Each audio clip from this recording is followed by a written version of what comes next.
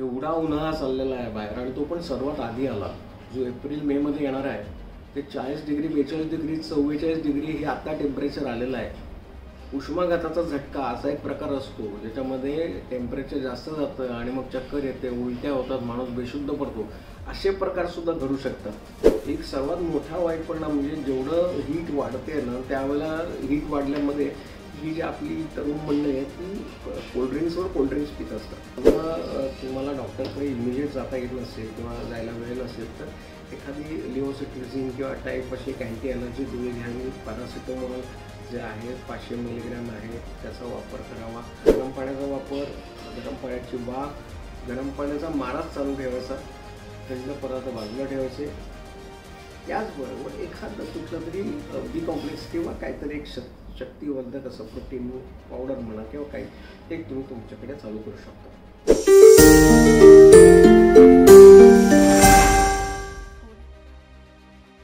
आज नुकताच घरी आलो, थोडंसं फ्रेश झालो, म्हटलं बसलो तुमच्याशी 2 शब्द बोलूया। एवढा उन्हाळा चाललेला आहे बाहेर आणि तो पण सर्वात आधी आला जो एप्रिल मे मध्ये येणार आहे ते 40 डिग्री 42 डिग्री 44 डिग्री हे आता टेम्परेचर आलेलं आहे। उष्माघाताचा झटका असा एक प्रकार असतो ज्याच्यामध्ये टेम्परेचर जास्त जातं आणि मग चक्कर येते, उलट्या होतात, माणूस बेशुद्ध पडतो। असे प्रकार सुद्धा घडू शकतात। त्यामध्ये काय होतं की बेशुद्ध होतो, त्याच्यानंतर घाम भरभरून सुटतो, घसा कोरडा होतो, दम लागतो, हे सगळे प्रकार होतात। पण यासाठी आपल्याला आता मी पण तुम्हाला म्हटलं की 12 ते 3 किंवा 12 ते 4 किंवा 11 ते 3 किंवा 11 ते 4 हा जो वेळ आहे ना तो वेळ बाहेर जायचंच नाही। आता ज्यांना कामं आहेत त्यांनी जायला पाहिजेत, पण जे सिनियर सिटीजन आहेत की ज्यांना डायबिटीज आहे किंवा ज्यांना हायपरटेन्शन आहे की ज्यांना उन्हाचा त्रास जास्त होऊ शकतो अशा लोकांना तरी बाहेर जाणं टाळायचं आहे, कारण त्याचा डायरेक्ट परिणाम तुमच्या प्रकृतीवर होऊ शकतो। कुठेही कुठल्याही क्षणाला तुम्ही जेव्हा बाहेर जाताय त्यावेळेला एक पाण्याची बॉटल तुमच्याकडे ठेवा। मी तर म्हणतो प्रॉपर थंड पाण्याची बॉटल त्यावेळेला ठेवली तरी चालेल। तुम्हाला जेव्हा कुठे वाटते तर ते सिप ऑफ वॉटर तुम्ही घेतलं तरी चालेल। कधी कधी लोकांना मध्येच अशी मरगळ वाटते, चक्कर आल्यासारखं वाटतं, आजूबाजूला कोण नसतं, रिलेटिव्ह नसतो, मग काय करणार? मग त्यातलंच एक पाणी घ्यायचं, थंड पाणी डोंडावर मस्त मारायचं आणि तिथनं तिथे रिक्षा करायची आणि घरी यायचं। आता ह्या उष्णतेमुळे होणारे वाईट परिणाम भरपूर आहेत। एक सर्वात मोठा वाईट परिणाम म्हणजे जेवढं हीट वाढते ना त्यावेळेला हीट वाढल्यामध्ये ही जी आपली तरुण मंडळी आहे ती कोल्ड्रिंक्स पित असतात। आता मी प्यायलेलं नाही कोल्ड्रिंक्स, पण माझा आवाज बसला आहे कारण मला पण थोडं 1-2-4 दिवस इन्फेक्शन झालं होतं। व्हायरलच आहे ते, वातावरणातलं इन्फेक्शन आहे। अजूनही घसा दुखतोय, बॉडी आहे काय कफ येतोय थोडासा। अँटीबायोटिक मी अजून चालू केलेलं नाही आहे, अँटीबायोटिकसाठी मी थांबलो आहे। लाईन ऑफ ट्रीटमेंट जी आहे याच्यासाठी आपल्याला काय करायचं आहे तर लाईन ऑफ ट्रीटमेंट सेमच राहते, पण ज्याने कोणी जास्त कोल्ड्रिंक्स घेतलं आहे, जास्त वापर केलेला आहे थंड पाण्याचा, अशा लोकांना अँटीबायोटिकची गरज मात्र पडू शकते। खोकला येतो, खोकल्यामध्ये कफ पडतो, पिवळा असतो, सफेद असतो, कधी धाप लागते, हे सगळे प्रकार। सायनोसायटिस होतो, सायनोसायटिस हा फार कॉमन प्रकार झालेला आहे। म्हणजे आपले जे फ्रंटल डोळ्याच्या वरची जी डोकेदुखी आपण म्हणतो ना ती फ्रंटल सायनोसायटिस, म्हणजे ज्या सायनसमध्ये आपला कफ जमा होतो आणि तो ठणकतो ते दुखतो।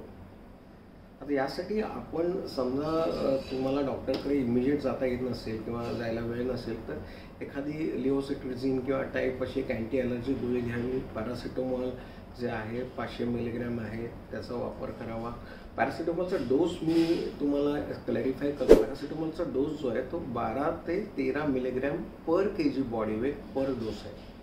म्हणजे पर kg हे कशासाठी आहे की लहान मुलांना सुद्धा तुम्ही त्या डोसमध्ये पॅरासिटामॉल देऊ शकता, मोठ्या माणसाला, आणि हा डोस आहे तो पर डोस आहे। असे तुम्ही 3 ते 4 डोस दिवसातून देऊ शकता त्यांच्या वजनानुसार किंवा त्यांच्या प्रकृतीनुसार।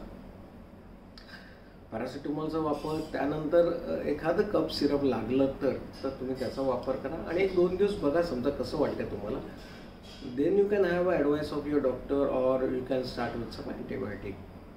घरगुती उपायामध्ये फार महत्त्वाचं म्हणजे थंड तर अजिबात नको, फ्रीजचं पाणी पण नको, फ्रीजचे पदार्थ पण नको।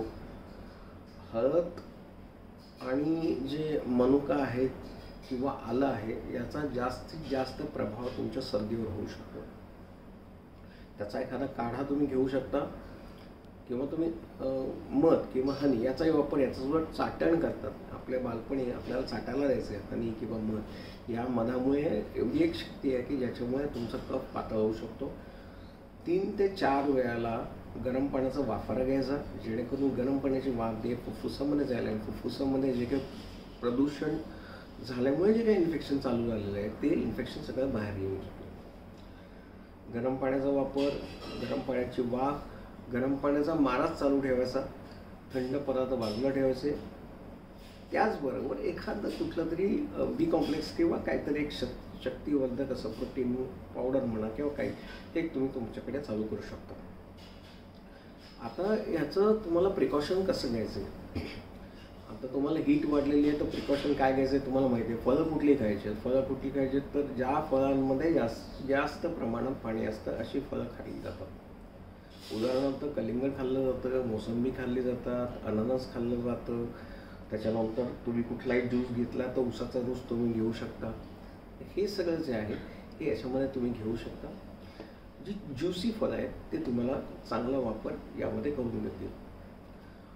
त्या मात्र केळं किंवा जास्तीत मोसंबी पण मी तुम्हाला सांगेन, मोसंबी इज नॉट गुड फॉर सर्दी खोकला वगैरे. मोसंबीचा ज्यूस मात्र तुम्ही काढून घेऊ शकता. सर्वात एकदम सोपा आणि चांगला उपाय म्हणजे घरामध्ये केव्हाही तयार केलेलं लिंबू सरबत आणि कोकम सरबत, हे 2 गोष्टी ज्या आहेत ह्याच्यामध्ये तुम्हाला सर्वच मिळतं. त्याच्यामध्ये तुम्हाला थोडंसं काय होईना मीठ असतं, थोडंसं होईना तुमच्यामध्ये व्हिटॅमिन सी येतं.